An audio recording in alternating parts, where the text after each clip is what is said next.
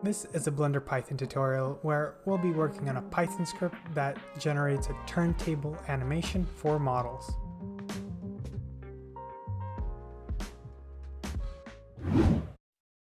Hey, I'm Victor Stepanoff. I'll be guiding you through this Blender Python tutorial.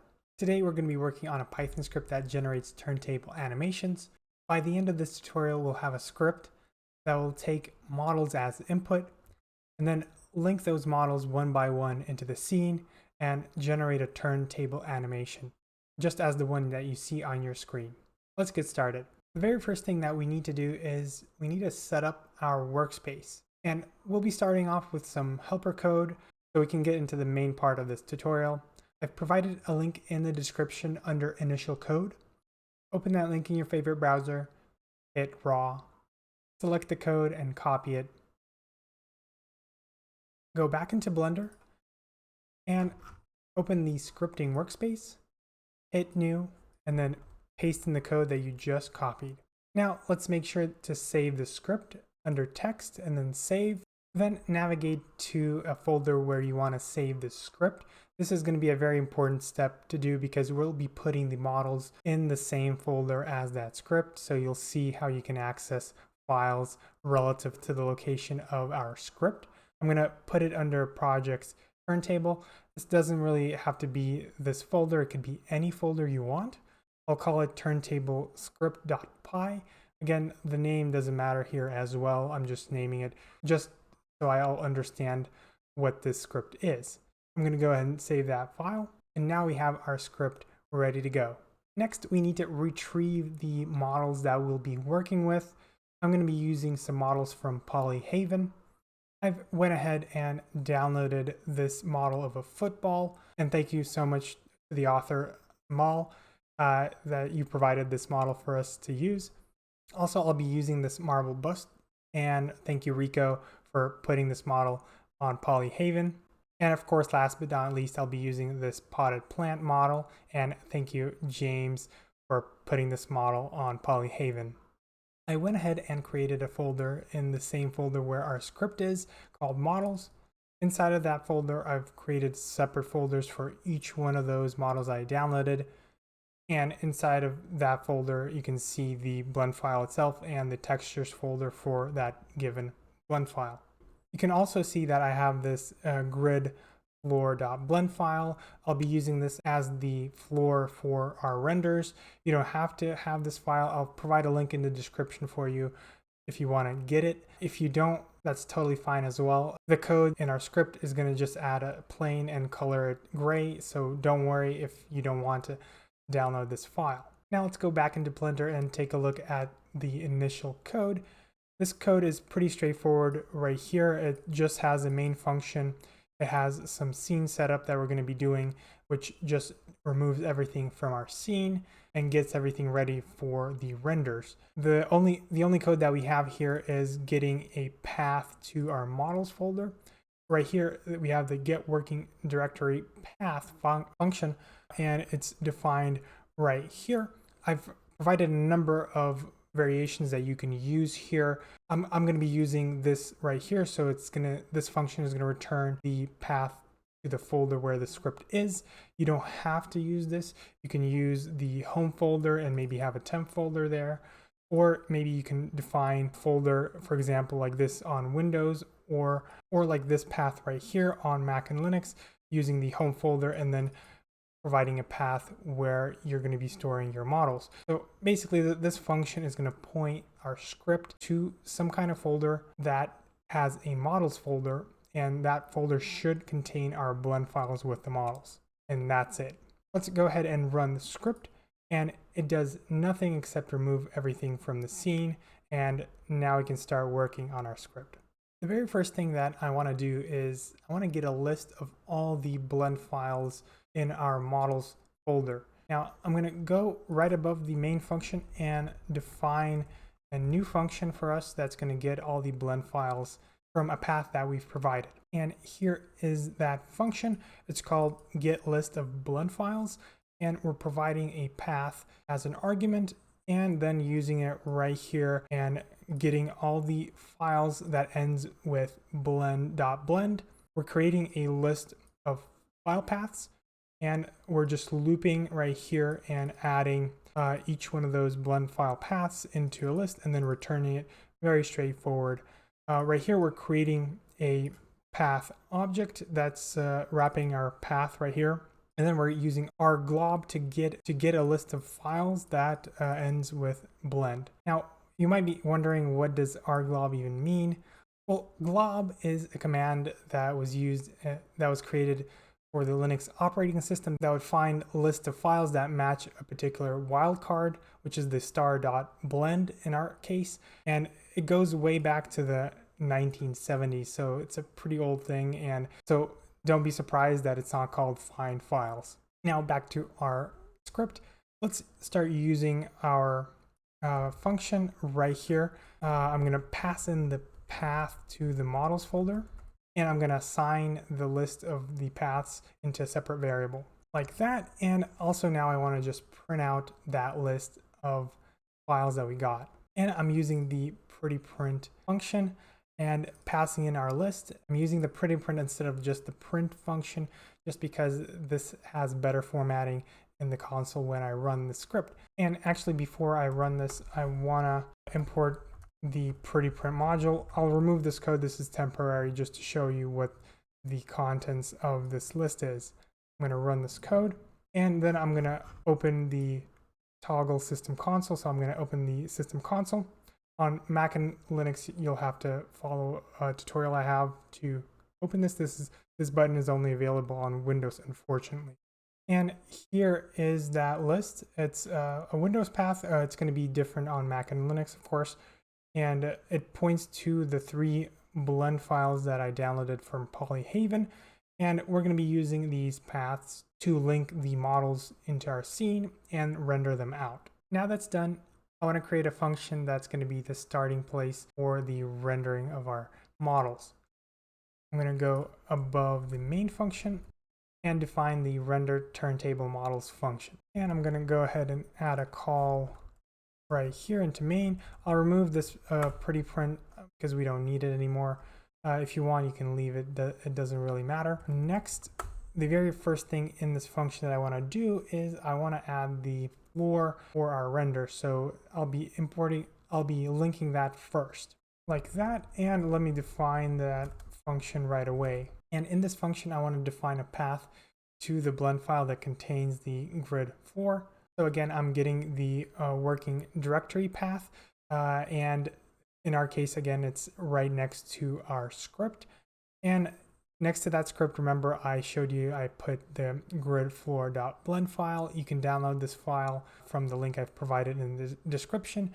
If you don't have it, don't worry. We'll write the code that will automatically handle the case if you don't have this file. Now I want to link the objects from that blend file into the current scene. So I have a function called link objects, and I'll provide the path.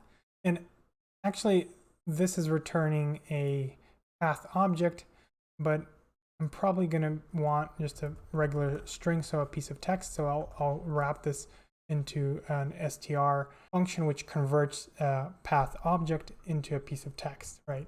Okay, now let me define this function above here. And actually, instead of just the path, I want to rename that argument into blend file path. And I've added the with libraries load, providing the path to the blend file.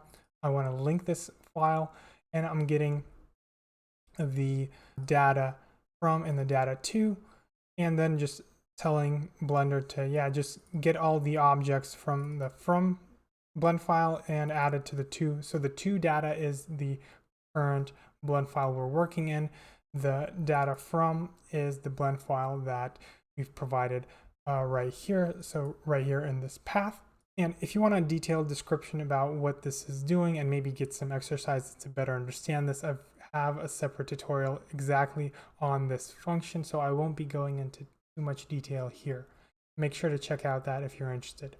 And next, I'm just creating a shorthand for the scene, then looping over all the objects that we have in the to data, and then making sure that they're actually valid objects. So I'm making sure they're not none, right? And If they are, we just continue to loop over all these objects.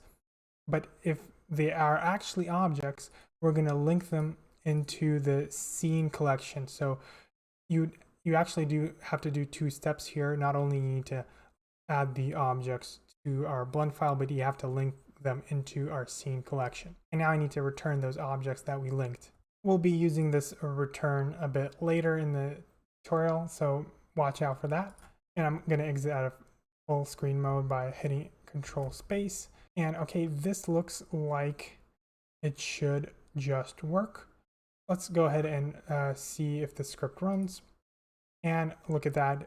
You can see that there's a plane added into our scene. I'm going to hit Control Space to get a closer view. And I'm going to hit the material preview. And you can see that we have this nice grid pattern that we're going to be using for our renders. All right. Okay, with this working, let's write that code that will make sure that if you don't download this blend file, or maybe it's missing for some reason, the script is going to still work. Since this is a path object, I can write an if statement like this and ask it if this path actually exists. Because I can create a path that doesn't exist and this will return false. And in that case, I'm going to provide an else block that will tell Blender what to do if that file is missing. And the code is very straightforward. We're adding a primitive plane that has a size of 100. We're just getting a reference to the currently active object. This is one of the helper functions that's defined above that just returns the currently active object. I'm creating a simple material, calling it floor material, setting the diffuse color of that material, and then applying that material that we just created to that list of materials for our floor object. Let's actually test this. I'm going to name this blend file grid floor 1, and this should add this gray colored plane to the scene. And you can see that, well, it's not really gray, right? It's a bit dark blue, but you get the idea. This code is now executing if this blend file doesn't exist. And let me fix that, rerun the script, and you can see right away that we still have our grid floor now. Now let's start setting up our light rig, the camera, and the empty that's going to be controlling the movement of the camera. And I'm going to go into the render turntable models and start adding that scene setup code. And the very first thing that I'm using is the create light rig function. It's a helper function that's defined above. I'm going to scroll right here. So create light rig, it gets a number of lights that we want to add, that we want to have in our light rig.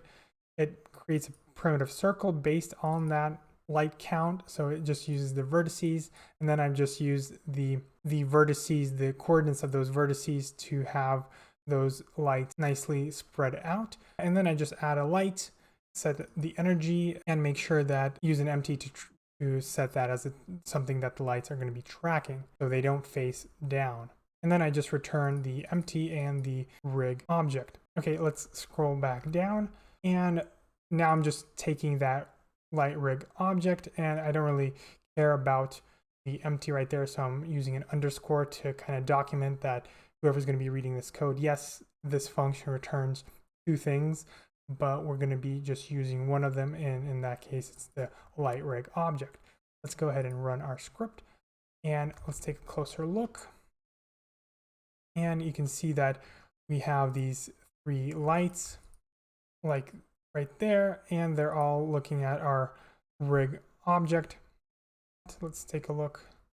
I'm going to press G, and you can see that the lights are following that rig object, but you can see they're tilting towards the center where our empty is, that the lights are tracking. So this is what we're going to be using for pointing the lights into the center of our scene. Okay, next I want to add the empty that's going to be rotating 360 degrees, and that's going to be that will be parenting our camera to, so we'll have that 360 degree motion. And here's the code for that. We're creating the empty, just calling that empty add operator.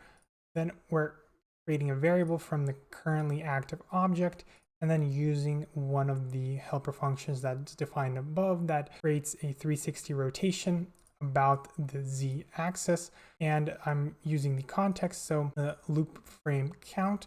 This is the number of frames that is defined above. Let's deconstruct each part of this line right here. So let's find the animate 360 rotation first.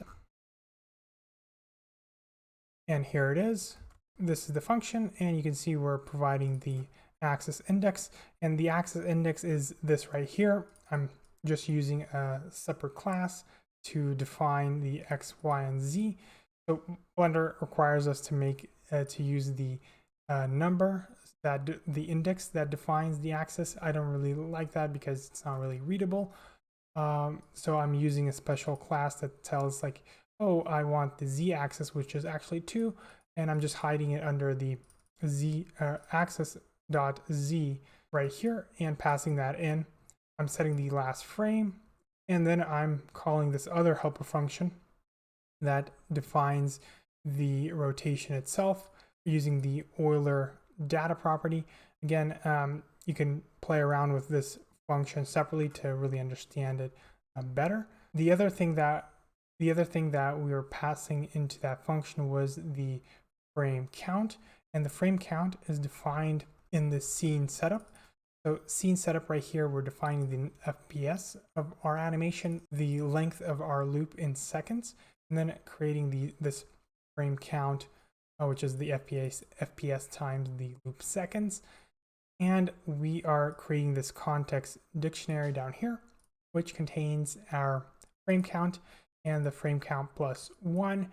And I'm using this plus 1 right here to make sure that our animation will loop. So the first frame and the last frame are slightly different, and we won't have any stuttering between looping our video. All right, go back and let's run our script. And context is undefined, and yes, so yeah, I didn't pass in the context, so I need to pass in as as an argument right here, and I need to pass, so it's getting created here from the scene setup, and I need to pass that in, and that should work now. All right, that looks like it's working. And the very last thing that we've added is the empty, so it's selected, and I'm going to press G and then move that a bit above, and then press space to start the animation, and you can see that now we have this empty that's rotating 360 in a nice and smooth fashion. All right, next let me add the camera and make sure the camera is tracking our focus empty, and also that the camera is parented to that focus empty.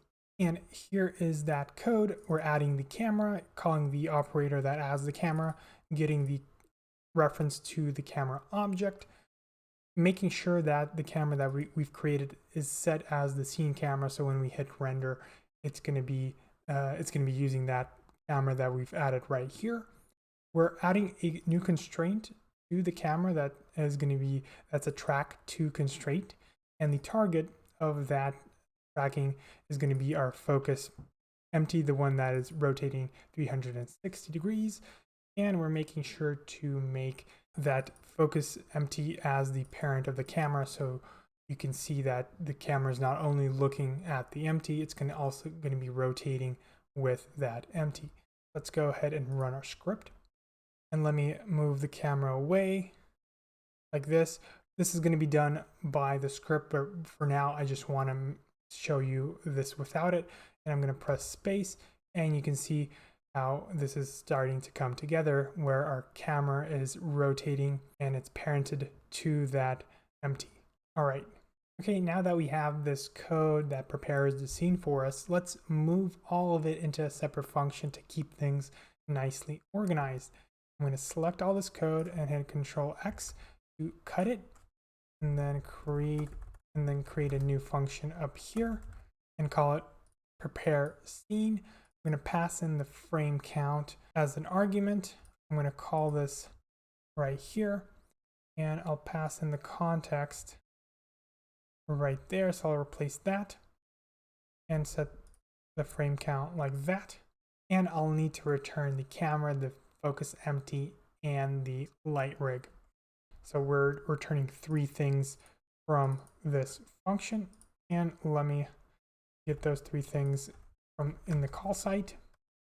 And this should still work. Go ahead and rerun our script. I'm going to hit G to move the camera. And you can see that it's still working as expected after we refactored our code. All right. Okay, now let's write the code that's going to loop over each one of the blend files that contains our models and link the models into the scene. And I'm going to go right below the prepare scene call and add that code like this. And I'm creating a loop right here that loops over the blend files. I'll need to provide that as an argument into this render turntable models. So this blend files right here is going to be passed in to our function, and we're looping over each one of those blend files that we have here. And I'm just printing out the name. I'm using a format string that says processing and whatever blend file name or path we have here. And then again, I'm using the link objects function. Remember the function that we used to link the floor into the scene. Now we're using that to link our model into a scene, and we're returning the objects right here. Let's go ahead and run our script, and let's take a closer look. And you can see that we have 2 models in our scene. One is the deflated ball and the other one is the inflated ball. And let's write some code to fix that. And the simplest way that comes to mind is just filtering by the name. I'm going to create some code in the link objects function that's going to add only objects that have a certain substring in the name. I'll show you what that means in a second.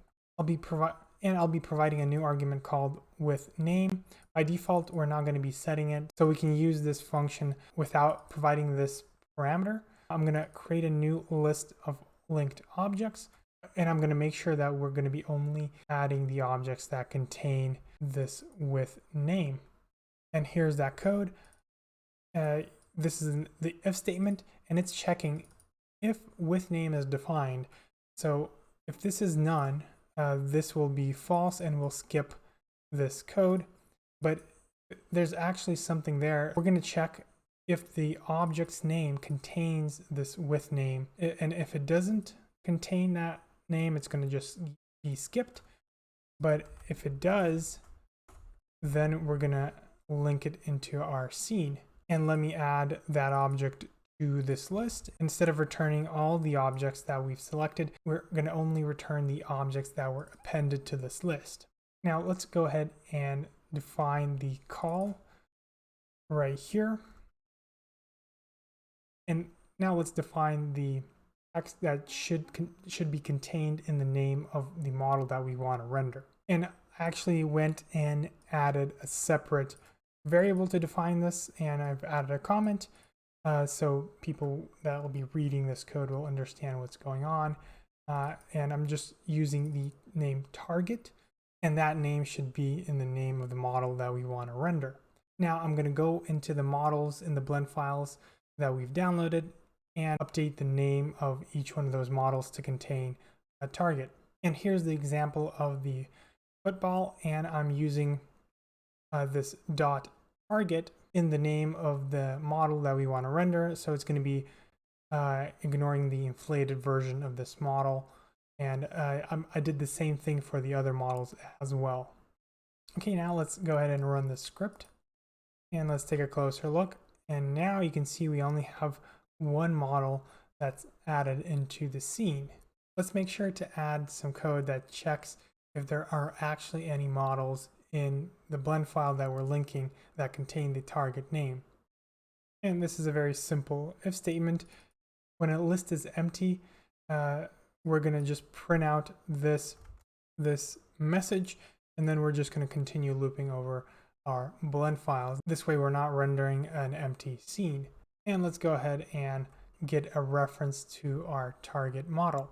And I'm just going to be using a very simple way to get the very first model. If you want to create a script that renders multiple models, we'll need to update this to support something else. But for now, I'm going to be just using I'm just going to be asserting that we only have one single model. So I'm getting the very first element from our list of models, and that is going to be our target object.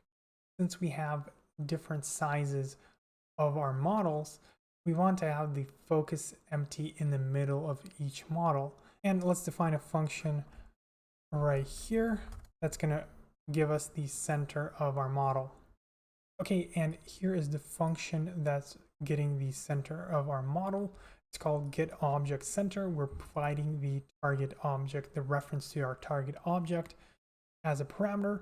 We're summing up all the bounding box coordinates and then dividing that by the number of those coordinates to get a local object center. And then we're just doing a matrix multiplication based on the location of the object, so the world matrix, and returning that to whatever called it. So let's call it right here, and let's update the focus empty, the location of the focus empty based on that. And now if we run the script, you should see so this is that focus empty. Now it's in the middle of this ball, and you can see the object that's highlighted. It's right here. It's that. Now the camera will be pointing at the center of our model. Now I want to move the camera into position, and I'll be just using an arbitrary position. I'll position it above our model, and I'll put the code right here. And this is what I'm doing. I'm taking the dimension on the Z of our target object, multiplying that by 2, and just using that as the height. And then I'm updating the location of the camera using that reference to our camera and setting the X, Y, and Z. So it's going to be whatever the height is, and it'll place the camera there. All right, so now you can see the scene doesn't have the camera, right? I'm going to go back, run the script, and now you can see that our camera is looking at the focus empty, and it's above our model. All right, but let's take a look at what the camera is looking at. I'm going to press 0 on the numpad, and so that's what it is looking at. But I want to frame it just a bit. I'll add the code for framing our model, and I'll add a separate function to focus our camera on the object, and I'll go up here and define that. And here's the function. It's called focus camera on target object. We need to provide the camera object and the target object. We need to make the target object the active object, and we will run this operator right here, which is the camera to the selected object. And let's go ahead and call this right below here. Run our script, and you can see that maybe it's focused too close to our object. To fix that, I'm just gonna multiply the camera's position by 1.5, kind of pulling back the camera just a bit like this. And now let's rerun the script. And you can see that, and now you can see that the camera is zoomed out and the model is in frame. All right. And the next thing that we need to do is we need to lift the light rig so the lights are pointing down. Right now the lights are on the ground, and maybe you're going for that look. Maybe you can remove that code for yourself, but I want to lift the lights so they're looking down onto our model. And I'll define that right here. And it's very straightforward. I'm just using the reference to the light rig, updating the location on the Z. And in particular, I'm using the camera Z location. So the camera and the light rig are going to be on the same level. All right, let's run the script.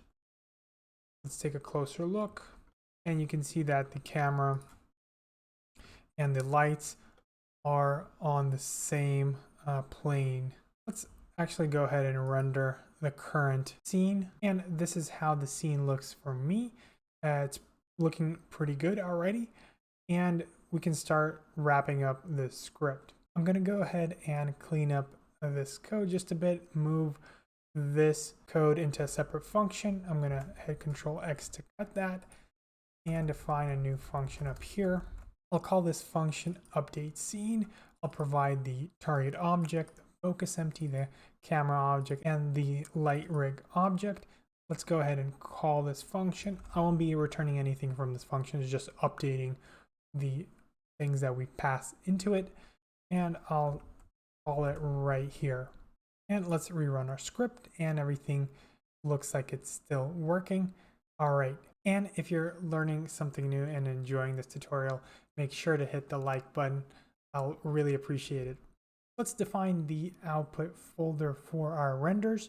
The easiest thing that we can use is the same folder as the blend file that we're rendering. And let's go ahead and get that folder. And here it is. I'm creating a new variable and creating a new path from the blend file and getting the parent of that path, which is a folder, right? And this is going to be the path that we're going to use. Now, let's define the function itself that's going to be calling the render function. And here is the function. So run turntable render. We're passing in the model name. We're going to be passing in the output folder. At the very top, I'm getting the current date and time, and I'm just getting the hour, minute, and second as a piece of text. So this is going to be a timestamp that we're going to use in the name of our render. I'm creating a shorthand for the scene and then defining the render output path using the folder, and then using the model name, then turntable, and then the timestamp.png. So for now, I want to render this out as a PNG just to prove that this code works as I want it to.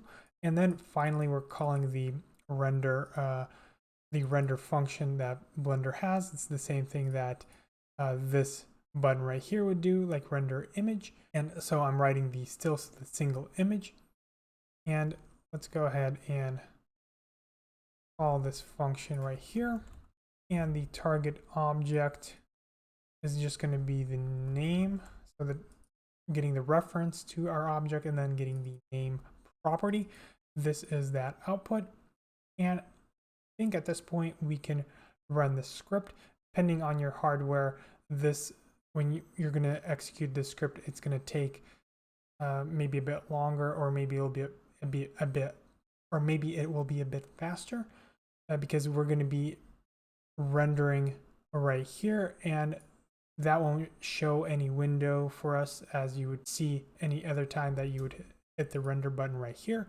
It'll just kind of freeze up Blender, so don't worry about that. Let's go ahead and run the script. And my render finished, and you can see that right next to the blend file with our model, we have that single PNG image. By the way, you can see the output of that PNG right here in the output properties, and you can see that we've set up that path. All right, now let me replace this code right here with the code that's going to be executing our animation render. And here is that code. I've just set up the file format as FFmpeg, the format as MPEG-4, and then we're updating the file path in the similar way as we did for that PNG, but the extension is going to be an MP4, and then running the render right here. And instead of using that still, I'm rendering the animation itself. Now at this point, you can go ahead and execute the render, but one of the things before I want to run the full render, I want to update the resolution right here. So instead of doing 100, I'm going to do 10%. Just to see what that's going to result in. And in the output panel right here, I'm going to copy that code and set that right there. And just reuse this. This way we won't spend all that time rendering out the full resolution and maybe we don't like the result. We're just going to render a smaller version of that loop and make sure that everything's good before running the full render. Okay, now we can go ahead and run this render. Okay, my render finished and it looks like this. and I'm pretty happy with the results, so I can go ahead and uncomment this, and I can run the full render. And we have one more thing to do, and that is we need to unlink the model that's currently in the scene so we can link the next model for the next render. And to do that, let me define a function right here.